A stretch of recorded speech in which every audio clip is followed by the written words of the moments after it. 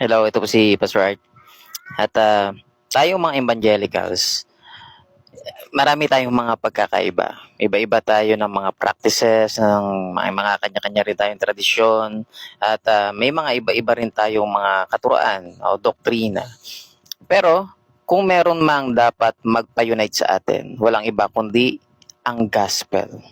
Yes, marami tayong pagkakaiba, pero dapat ang mag-unite sa ating mga evangelicals, walang iba kundi ang magandang balita ng ating Panginoong Heso Kristo.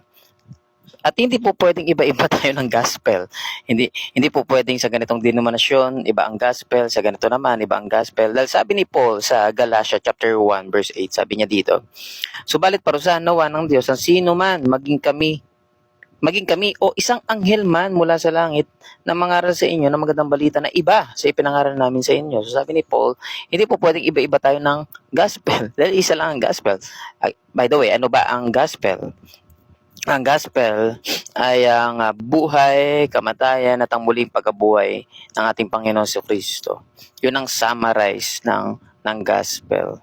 At basahin ko lang itong 1 Corinthians chapter 15, 3-4. Sabi ni Pablo, sapagkat ibinigay ko sa inyo itong pinakamahalagang katuruan. Ito yung pinakamahalagang katuruan sa lahat.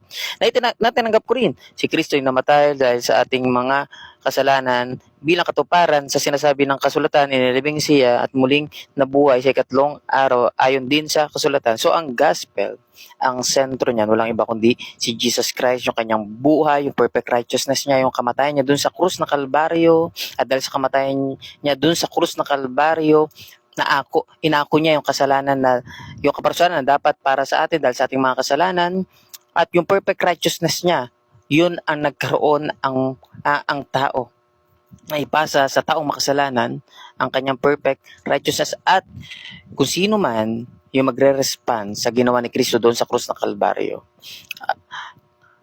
kung paano siya muling binuhay ng Diyos, muli rin tayong bubuhayin sa mga huling araw. At ano ba dapat yung response natin sa katotohanan nito, sa gospel nito? Repentance and faith. Pagtalikod sa kasalanan at pagtitiwala sa ginawa ni Kristo doon sa krus ng Kalbaryo. Yun na po. Maraming salamat. God bless.